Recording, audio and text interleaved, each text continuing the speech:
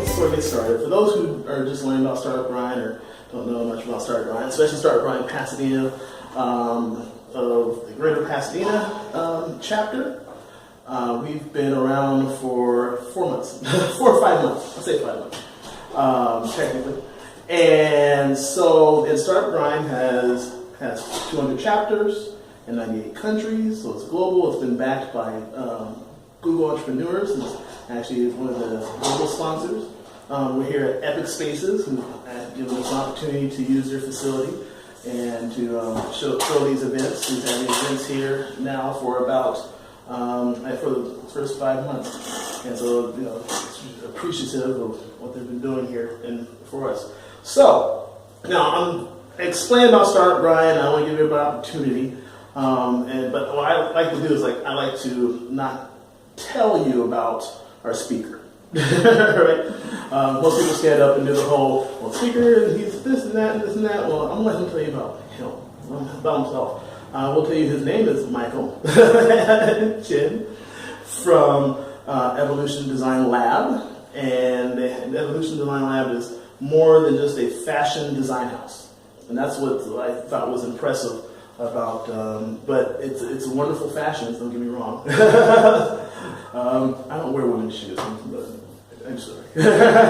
but as a company, I've seen you guys thrive and run, and so I've talked to Michael several times. I'm like, you know what? He has a great story. He's a storyteller. At least from the times we sat down and spoke. So I want you to tell us about you. Okay. Yeah. All right. So my name is Mike, and I'm the owner of Evolution Design Lab. My wife and I, we're actually second generation owners. Right now we run, and we're based out of Pasadena. So Aaron's my neighbor, and he happened to come up. He sees us pretty much every day, right, in some way, shape, or form in my office, and so it's pretty interesting. But we inherited my wife's parents' business, and they were a footwear company. During the run between 1999 to 2001, 2008, we were licensee for a really large junior footwear brand called Mud Jeans. And between apparel and footwear, the license did about close to $800 million in retail sales. So that was actually not just our category of footwear, but jeans, denim, apparel, handbags, everything along those lines. And then the recession hit, and a series of catastrophic events happened. And so eventually by 2011, 2 out of 3 partners passed away, and my wife's mom hit a lot of depression, and so she actually was encountering a lot of trials and tribulations, so she could not continue the business. At some point in time, my wife and I had to make a decision in terms of continuing the business. My background was in software, and I was prepared to run and launch a software business actually, so it was about enterprise reporting as well as supply chain. And we had to make a choice. Do we run the footwear company, or do I pivot and do the software company? And at some point in time, we decided to do both. We decided to use software actually to try to transform our business. And so rather than taking the standard approach of trying to figure out exactly how to cut our expenses, because our sales had dropped from about 100 million down to close to 15 million. We were pretty much on track for a pretty substantial drop in loss to basically trying to find our way through. And so we were lost because we kind of lost our meaning, our reason for being, which is constantly what a company tries to find in terms of identity. And we came with a philosophy where if we could possibly use software to optimize the supply chain, we'd actually be able to generate a greater gross profit, and we use that profit actually to help re-engineer our products. So deliver better value to the consumers with a super lean infrastructure, and we build infrastructure from scratch. So we ended up selling about 100,000 square feet of warehouse in Irwindale. We found a space in Pasadena, and we basically rebooted from that point forward. And since then, we've had a pretty severe growth trajectory. So we launched, I think we've grown about close to 600% since then. And we're on track basically to kill it year over year. From an innovation standpoint, all the software development that we've done in the past 15 years kind of led up to this point of us turning into somewhat of an overnight success. And so it's almost like a 15-year period. It's almost like waiting, right? And so you hit to that tipping point of overnight success. And the funny thing is now we actually turned in a lot of opportunity with a lot of retailers because we can't actually handle the expansion and growth from our infrastructure in China or some of our infrastructure here in the United States, space, people, management, platform. It's kind of like bursting at the seams. But we're fortunate enough to have a lot of great retail partners, whether it's executives from Kohl's, Penny's, Target, whoever else it might be, to be in constant communication. And I travel extensively in terms of trying to find better ways to really optimize the supply chain and improve our product line, but I mean that's always constantly growing. So right now we're trying to reinvent ourselves to the next phase and actually start pivoting into software services. So you're pivoting into software services, right? So you said this is kind of an idea. If anyone missed it, your background is engineering, right? What type of engineering? So I was heavy in software engineering, and we're not talking about standard web pages and kind of like more frou-frou stuff. It was very much so low level. So my dad had an M&A firm, and we actually did a lot of mergers and acquisitions between banks. That was when big data was actually not even called big data, because banks had about close to like 13,000 branches, and you have to bring all the data in to actually do the check processing. During that time, we handled the merger and acquisition for Bank of America with Security Pacific, Wells Fargo with First Interstate Bank. Those are pretty large banks. Yeah. That was out in Arizona, like Tempe, Arizona, I believe. And during that time period, the data was so large that it couldn't fit into a single mainframe system. And so we actually had to write custom databases to go store the data in memory and actually to traverse and to actually start merging it on a hash set basis. And a lot of these kind of theories were now applied in big data, but when databases, or it's not big enough to fit into Oracle or DB2, you have to do something different, and that's basically what my dad's firm did. It's to do something a little different. So when you're talking about mainframe, just for those who don't understand what a mainframe is, right? So are we talking about like USB cards? You're talking about huge things on wheels? What are you?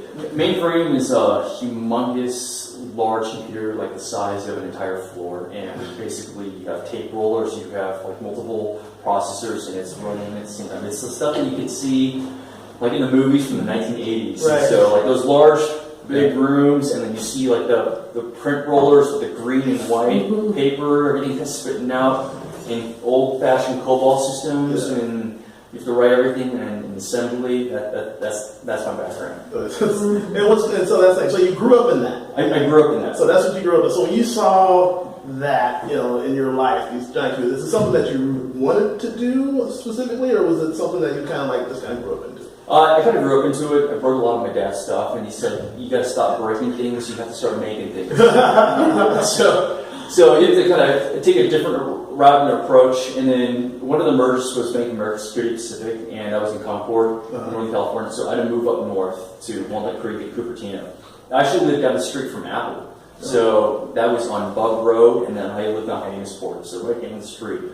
I'd always ride my bike to 7-Eleven and Fry's. Like who knew those two places would be so iconic today? But the environment itself there, it's so different from, I'd say it's so different from what it is now, and it's so different from what other places are from the point of innovation. Yeah.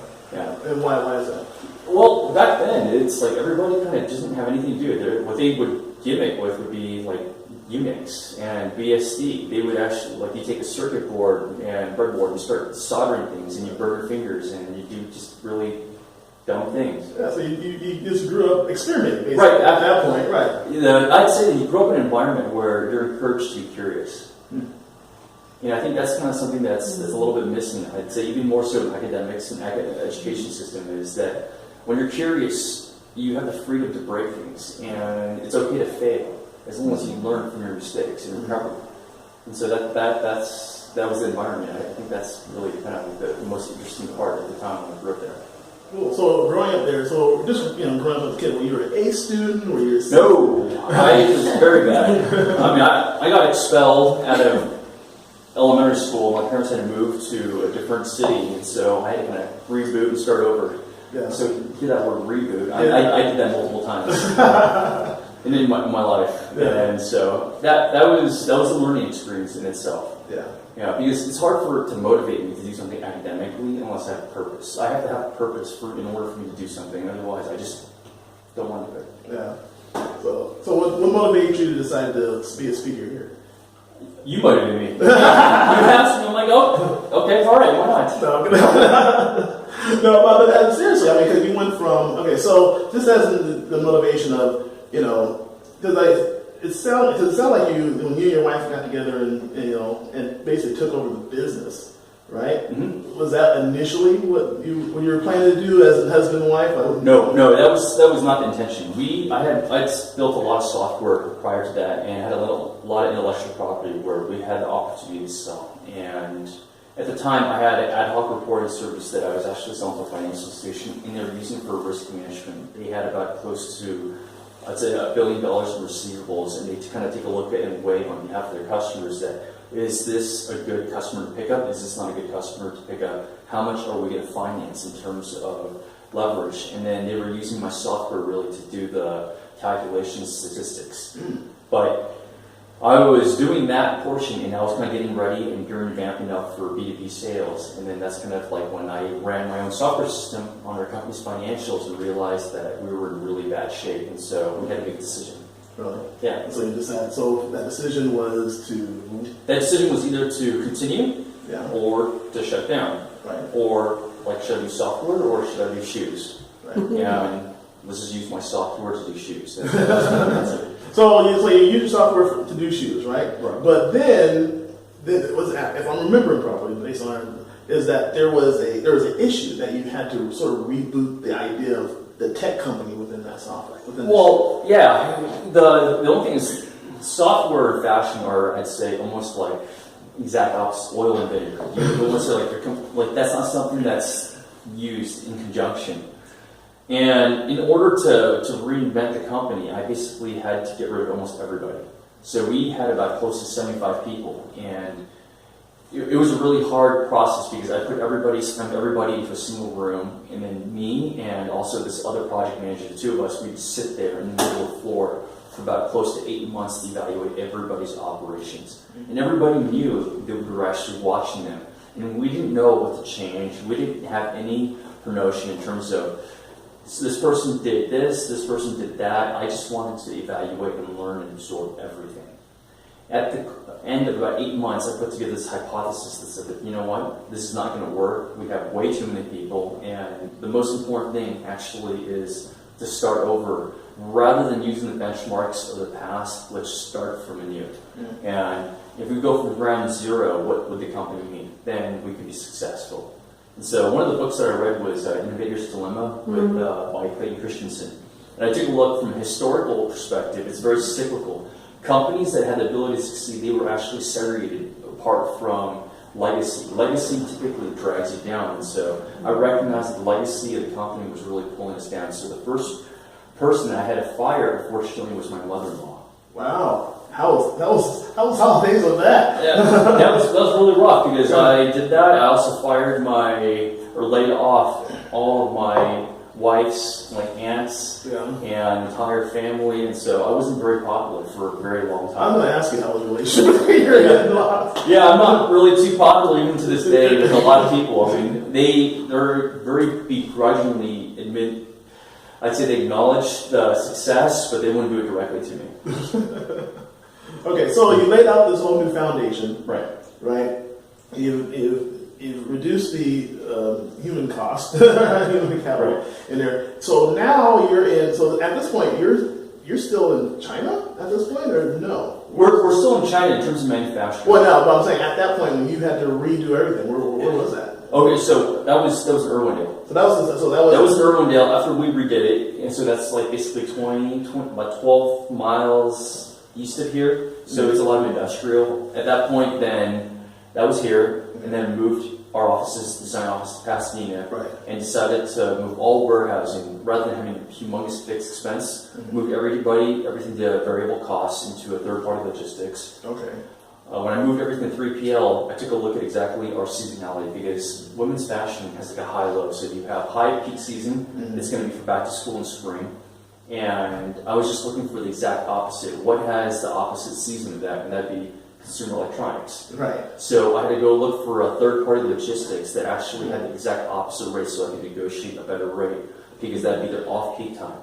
And that's how we started approaching our entire supply chain side for the warehousing. So that I wouldn't have to feel such a tremendous weight and burden in terms of logistics. So that way I could focus all my attention on product development. Yeah. And then that way it was a phase-by-phase approach. First was to cut off fixed expenses and the warehousing. Then the next phase was to move over design to Pasadena, to not let the legacy impact design. And rather than letting design feel the burden of operations, to segregate them, isolate them so they can be created. Yeah. So that's why the space that you see, it's completely created. You don't see anything regarding ops. Right. And then the next phase after that was to approach our trading company overseas, where we can't be just a standard buying office, because then our product's not going to be differentiated. Right. And so then we had to open our prototype and turn that into an R&D lab. And so the idea was anything that we had done, or anything that my cousins and I had played with initially in Cupertino, in an area where we would just go to Fry's, buy things, break things, we tried to recreate that same environment in China. And so we actually built up the entire prototype factory in China. And so that's like a 3-story facility. And that ended up becoming the playground for all of our designers for Fargo. Right. So do you design at all? Do you get like tempted to design a shoe at all? I do some design actually. Good. Yeah. So do they like look like motherboards or what? No. I mean, I will actually literally look at women's feet, shoes, and how things fit. Yeah. And I had to embrace the idea of becoming a product engineer, like the way I approach software, because I think at the end of the day, it's all product. Right. And as a software engineer, you have to empathize with your user. In fashion, you have to empathize with your consumer. Right. And so as long as you have the ability to basically transform and change your mindset to see like what the other person wants, then that's kind of your reason for being. Yeah. And so during lunchtime, I constantly go to the stores. I sit there and I just look at women's feet on ladies, like they're like wondering, what's this person like doing, like looking at my feet. Do you pretend you're like the shoe salesman, like she said, let me take a look. No, rather than trying to sell it, it's go to places where you see women actually buying it, and you have to kind of understand why are they doing it. And so I just ask them, and I try to do so in not such a creepy guy way.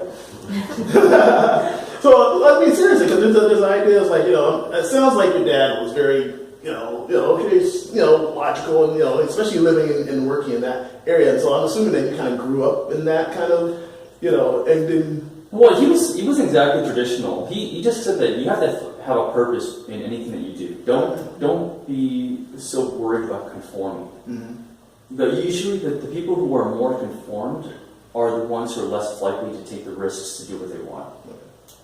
Right? And so if you're granted anything, you should have the freedom to be curious. And not having that pressure on me actually, it was good. Even though my mom kind of constantly hounded me day in, day out, but I mean, I was actually pretty fortunate to have, I'd say, an upbringing to see like both sides. Yeah. So my mom was like, you have to get A's in school, and then my dad's like, no, don't listen to her.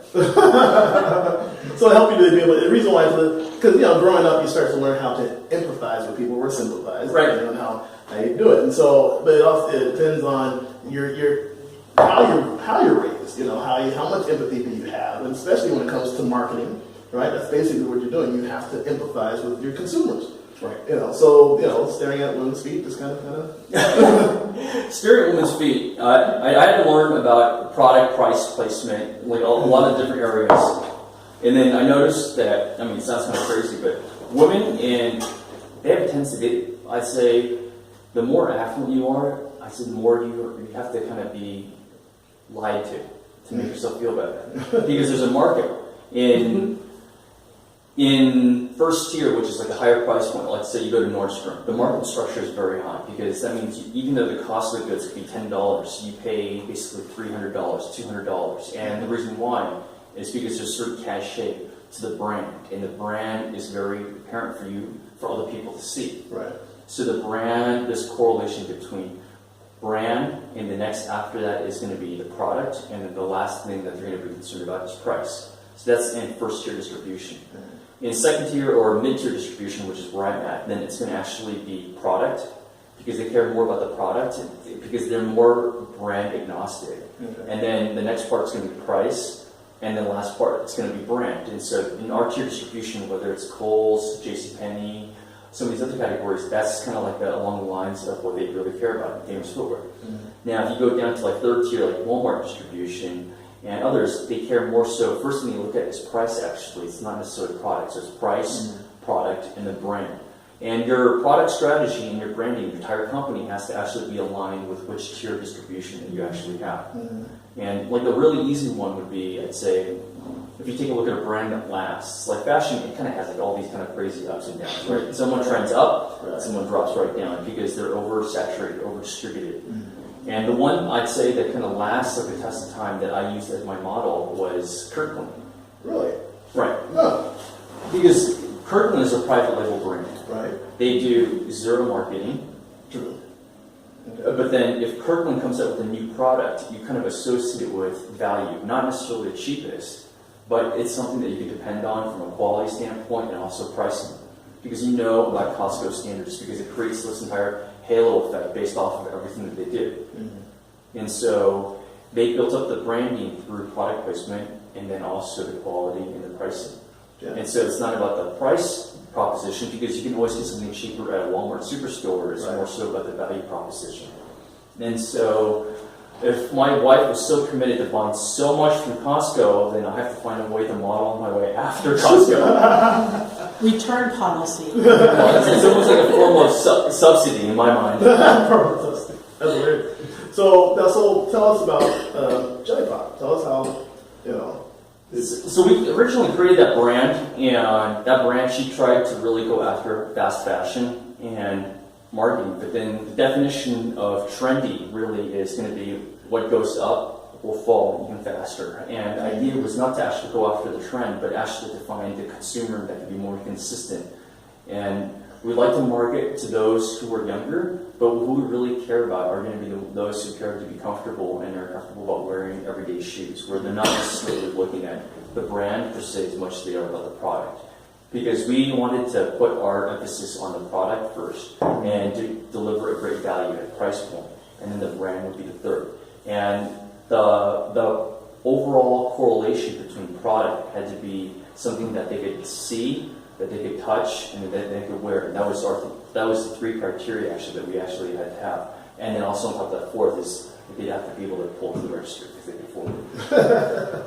And that was our brand strategy. So we started out this entire value proposition for consumers, and I took a look at the selling basically when I took over the company of everything that we had sold. And it was probably one of the hardest things that we had to do, which is to take a look at everything for our entire product portfolio that's sold, even though we needed the sales because we were losing money.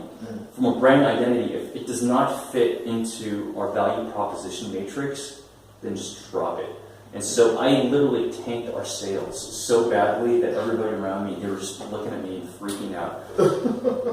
And it's okay, because if my purpose is about money, then I don't really necessarily have my reason for being, because my consumers have absolutely no concern about me being profitable. Right. Or the company being profitable. But if we put our first concern to be on the product side, then eventually things will break back and correct itself. It's just about putting together the right business model. And so literally we tanked sales from 20 million to 13 million. And that was a really hard thing to go through, and a lot of losses in the process, but I mean, it was a necessary thing to do. And then we gained back a lot of trust from our buyers and our retailers, and we had this entire concept of like this more so mass market, comfortable value proposition shoe, and we started with one SKU and then expanded into something into a huge collection after it started becoming successful at retail. And so it kind of hit that critical momentum. It just kept on building and building, and before we knew it was bigger than what we're currently capable of handling today. So in general, so what would you say? You would say you've probably, in the company itself, failed like how many times? And still survived? Failed how many times? Oh, I'd say we've had three big failures. Yeah, and then we've bounced back every time. Right? Yeah. Dead cat bounce. Yeah. Did you ever have to take on any other like investors or? No, we didn't have to take on any investors. So fortunately, we were liquid enough to handle like a lot of the downfall. But it wasn't without a substantial amount of risk. I think the first markdown that we took, my father-in-law had to take a second mortgage, had a ton of things to the bank to get secondary financing. And then through necessity, he actually was sitting there with my wife and designed a shoe that was based off of this idea of Phantom of the Opera. And it ended up becoming a blowout and rescued the business and gave us the capital to actually reinvest in terms of being able to do business with bigger companies and handle the distribution of the EDI systems that were necessary. And so that was like the first time that we came back from the dead. And the second time was in the 2008 recession. Like, we had a substantial amount of disputes with the contracts, and so the brand license holder, Iconics, they wanted to file an injunction on the brand, and so we had a lot of legal disputes, and eventually things got settled with the help of a friend of mine who's CEO at 9 West, and so it helped out quite a bit.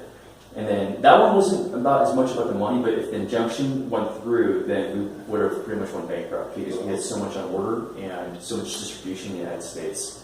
And then the last time was obviously like this most recent time in 2012 where the sales were tanking and then we had to kind of find our way back up. So how much would you say, how much do you keep like in inventory? Do you try to get it out as much as possible? Because I mean, that's like I said, that's a lot of SKUs. We keep no inventory. So okay, how does that work? We keep no inventory because we focused our customer base pretty rather than holding inventory. That was part of our entire strategy, was to not carry any inventory and just focus on the customers that needed a lot of distribution and design. Okay. So it'd be like publicly traded companies, and then just figure out, because they had so many stores that you have to actually work a lot of programs about close to 6 months to 9 months in advance of in-store dates. Right. And they would make everything built to order instead, so we keep almost like a zero stock. So everything comes in, and it goes out first in, first out. So it's constantly FIFO. We have a turnaround time of close to, I'd say, less than 2 weeks in a warehouse. That is awesome. Outside of backups. That's very impressive, yes. So we could turn inventory about, like, say, close to 21 times in a single year. Wow, that's awesome. I mean, that's, the first thing I'm thinking of is like, because the thing is, I see all your shoes. I see all the shoes there and there, and I know that's not your inventory. But the fact, those are just prototypes. Those are all prototypes, so but I can't fit any of them. No. I hope not. Exactly, but it's so funny because the first thing you think of, especially on a product that you got and shoes, you think of how much inventory is there, how much you have to deal with, and the fact that you created a process where there's basically no inventory. Right. I mean, that's extremely impressive. But it comes in and it goes out. It comes in and goes out. So I mean, we go through a lot of pairs. I think this year we're probably going to go through about close to over 6 million units by the end of December, and then I think we're on trajectory to grow probably another 15% next year. Wow. So have you designed any shoes? Like, I mean, as in like that's a shoe that's out there, that's in the market right now. I don't know. It's hard to pinpoint like a single design to say that I designed it, because we work so much in collaboration where it's less about the individual as much as it is about like who and the group in terms of the detailing. So someone might have an idea of this is what I want the pattern to look like, but someone else might say, I want the materials to be X, Y, Z, and someone else might actually work on the patterns or actually do the technical. And so it's actually a team effort that it's not recognized on the basis of a single individual as much as it is about the entire group in itself. Right. So when you do that, as a group, you do this like you guys sit down as a group, or how's that work?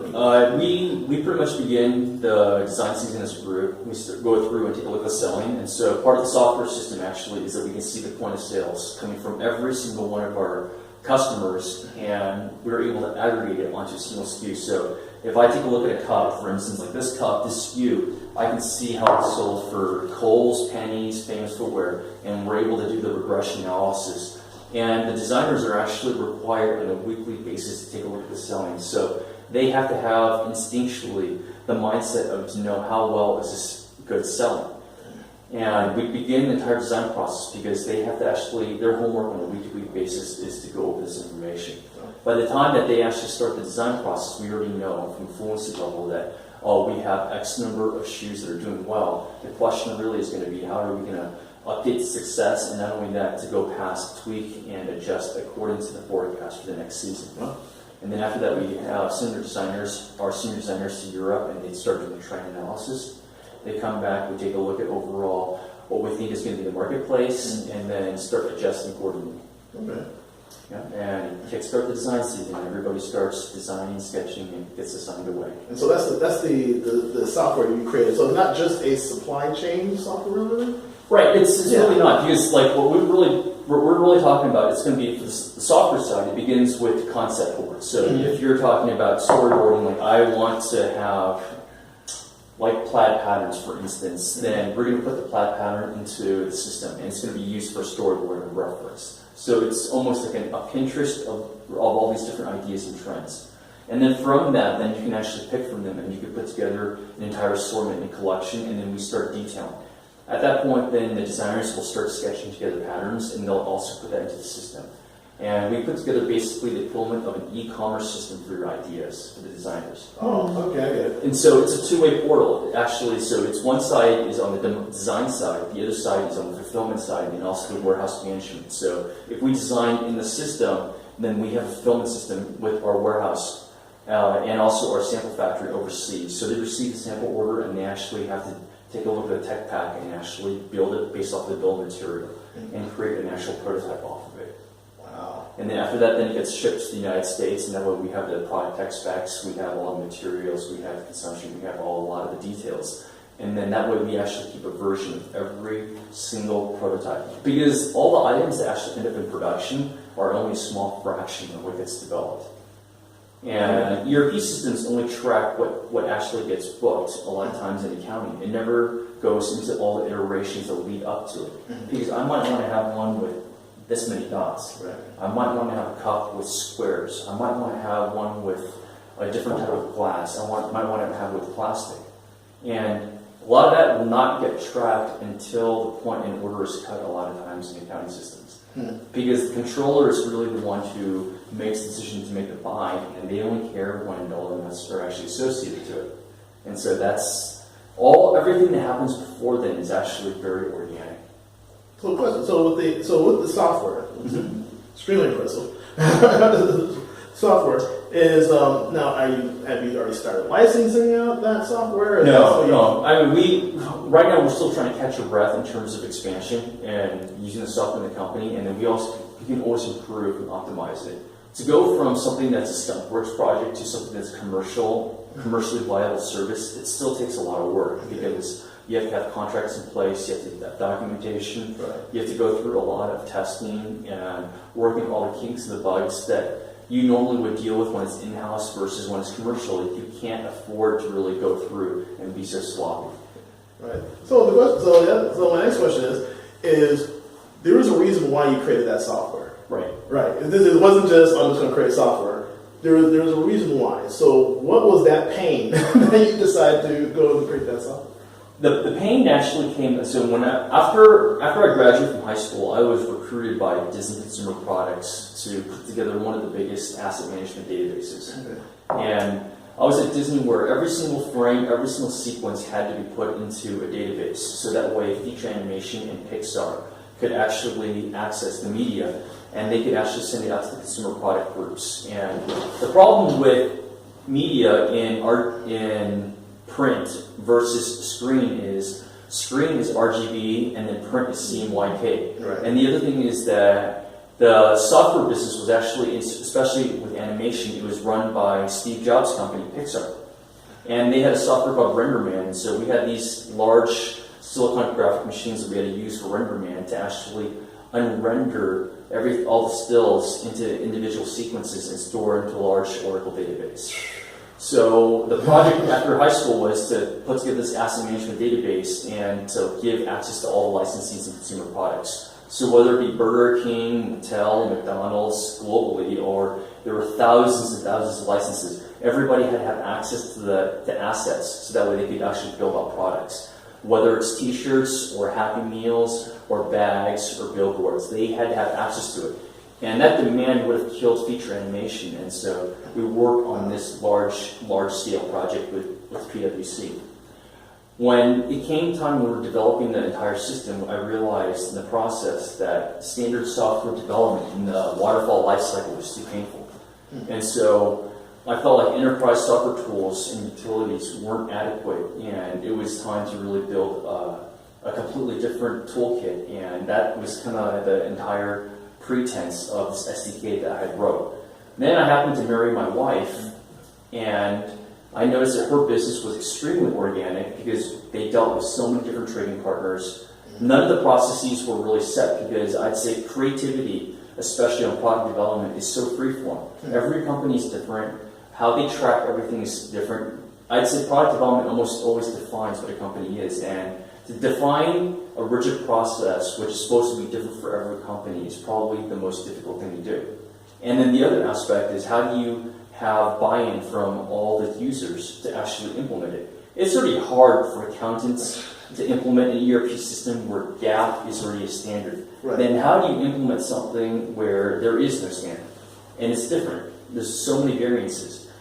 And that's kind of how we came about like this entire system called APY, where it's a rapid application framework, much like Salesforce. I don't know if you guys have ever used Salesforce, where you can dynamically create tables, fields, forms, and it's all codeless instead.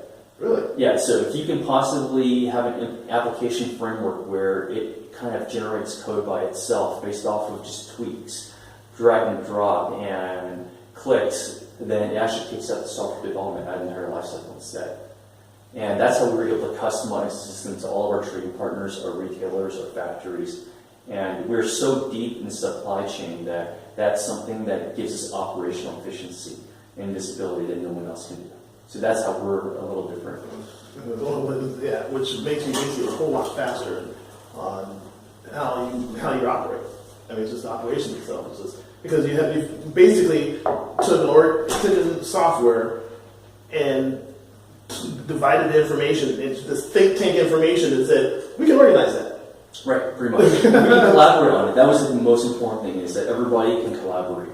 So if an order change happens here in the United States, then China can actually see with the change in quantities, and they can move out the delivery dates, and they can adjust accordingly. So it's basically one instance of the data. Yeah. So you ever want to retire? Every day. I want to retire every single day. I'm one that I really absolutely hate responsibility. I know it's hard to believe, but based off of like what I have to deal with, but it's more so because I'm a prisoner to my responsibility for now.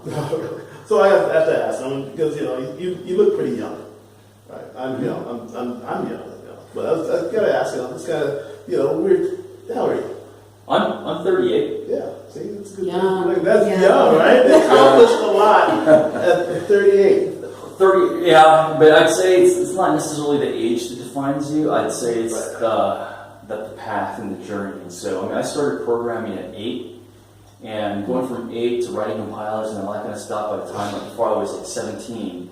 And then after that, going to Disney and then going to school and writing supply chain system for like over 15 years. So what was the first software you said at 8? What was that first software? Oh, that was like COBOL, Hello World. I mean, it's really the simple stuff. Right. And it went from simple stuff to gradually getting a lot more complicated, to engines, databases, compilers, all those kind of things. So one last question. Yeah. From me. One last question, and then we'll go into some Q&A, so you guys can ask questions. Yeah, go ahead. Okay. So it's a very important question. I gotta ask. Marvel or DC? This defines you. I don't know. So I'd have to say DC. Why? I like Batman. There you go. That's it. And this show's over. We're done. See, that's another minute. I'm done. That's good. So, anyone have any questions?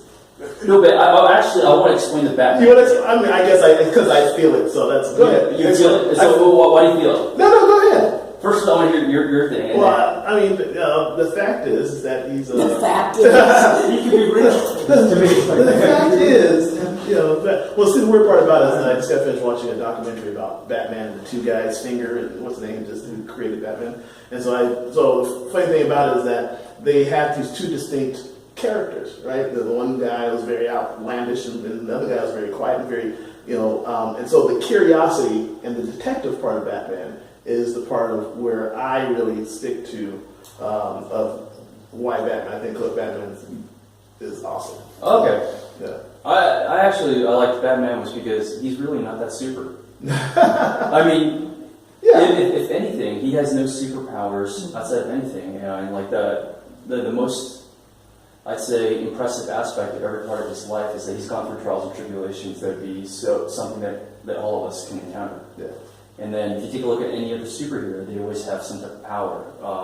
I mean, this is still knocking on DC though. It's like Superman. Where's fear in life if you really have no villain you can't defeat? Right. And then in Batman, I'd say it's along the lines of you have to be brave when you don't have the powers, when you face uncertainty and unknown. And so I think there's a lot of depth in his character. Okay. Now I gotta ask another question: Affleck or Bale? Bale. Bale. Okay, good job. Okay. Yeah, I didn't have to think about that one. I know. So anyway, now we're off the comic thing. Anybody have any questions?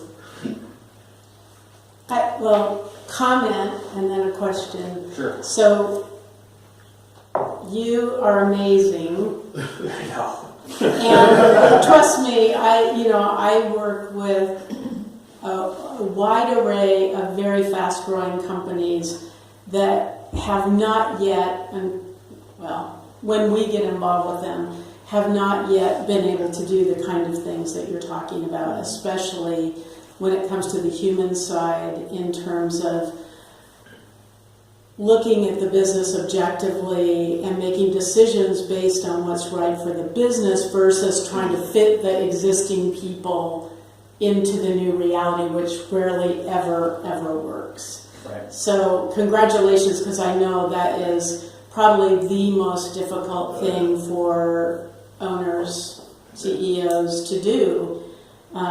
It's a blessing curse. I mean, they feel like their employees are loyal, they want to be loyal, so it really messes up their thinking about, how to do their business going forward. So that being said, I'm curious, because you have gone through so many iterations, and you made it really clear that purpose is a big thing for you, which is awesome. So how do you, in your current form, how do you make sure that your people are in alignment and keep that same purpose alive throughout the whole organization? Well, I mean, so this is like a very complicated answer, multi-part. It leads back to your original about employees. Mm-hmm. And the first thing is I don't like to manage. It's more important. In the past, we hired a lot and we managed a lot. So I would say we hired loosely and we managed tightly. Mm-hmm. And what I realized in the process was that it was more important to hire right and then manage less. Mm-hmm. Absolutely. So rather than to go for the mercenary, it's actually better to hire the missionary. Mm-hmm. And then if you hire a missionary and they have the purpose, then the only thing that you have to do is set the direction, not necessarily micromanage. Right. And so none of my employees are on time clocks. They don't tell me when they have to go on vacation. Well, they tell us so that way someone else can cover, but they don't ask for permission. Mm-hmm. Because I entrust them with responsibilities as opposed to delegating specific tasks, per se. And then that's kind of like how our organization runs, where it's more important to hire right. And then on the other side, it's if you don't fit, then I will flush. Mm-hmm. So it's important for me to keep the culture in line.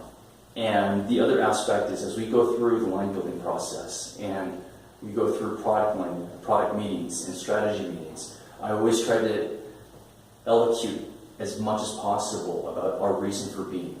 Mm. Is this something our consumer would want?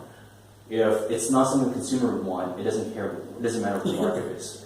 It really doesn't matter. If I'm willing to cut and slash SKUs when I needed the money, then I sure will cut the SKUs when I don't need the money. And this is actually very important. So even if I'd say personnel kind of went through multiple phases and they were integral in the first stage, I'm still willing to cut in the second stage.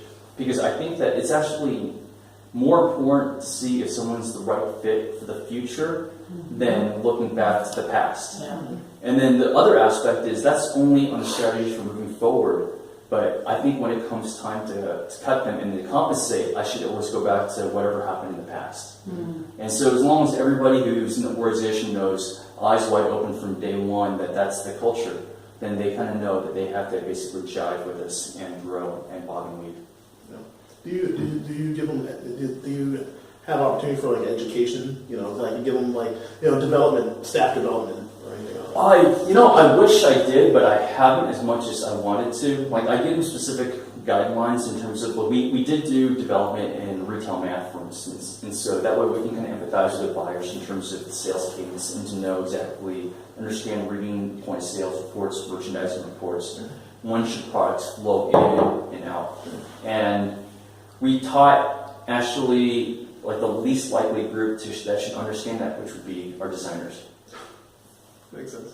Because if our designers know, then they know that when a product hits, if it sells well, they should know why. Right.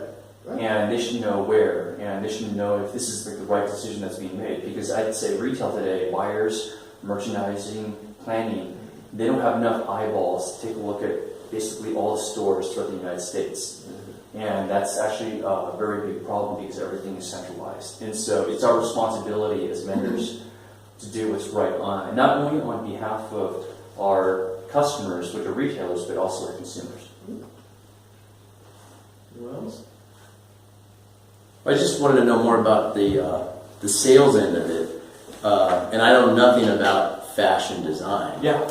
But would you go? I know that probably a lot of established customers, but would you go out to trade shows, or would you go to sell the product? I mean, annually or semi-annually, or I mean, how does that work? And then it comes down to design and production and all that. So we did trade shows, and our trade shows were actually private trade shows in New York. I ended up opting not to do any of the public trade shows because public trade shows you typically have to have a lot of inventory, you have to get ready to sell, and so, well, if I'm not going to go down that path, then I might as well just not show up. And so WSA, Magic, those humongous, massive ones, we just did not participate in any of them. And then we just focused on the one in New York called Fannie, where it was only private appointment selection. And rather than trying to get as many customers as possible to feed into it, just take a look at the existing base that we already had, a small subset, and focus on those customers and make sure that they're profitable. So the funny thing is, as we made them profitable and became the #1 vendor, word spread where we actually had customers come to us. We actually never went out to sell at that point after that. And large accounts came, and we ended up doing a lot of business development from them approaching us, actually. And so that's kind of like been the path. But do you go out and give the buyer confidence in that design that that's going to sell, because they have to make the ultimate choice, right? Right, absolutely. So they do. And the thing that we actually have is the analytics to say that this specific pattern has sold well. And we have so much data. We have more data than any other company in our industry.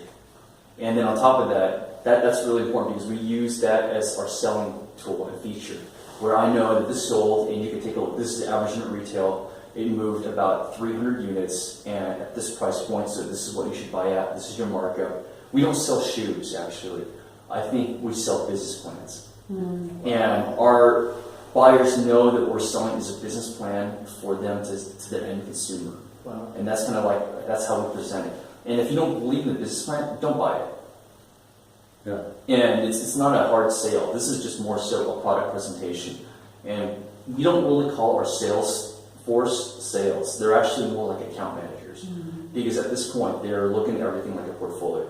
Michael, thank you so much for being a wonderful speaker here. It was great to have you. Like I said, I try to find the gems of Pasadena, and I just keep finding them. And I appreciate it. Thank you so much. Being a part. Thank you so much. No problem.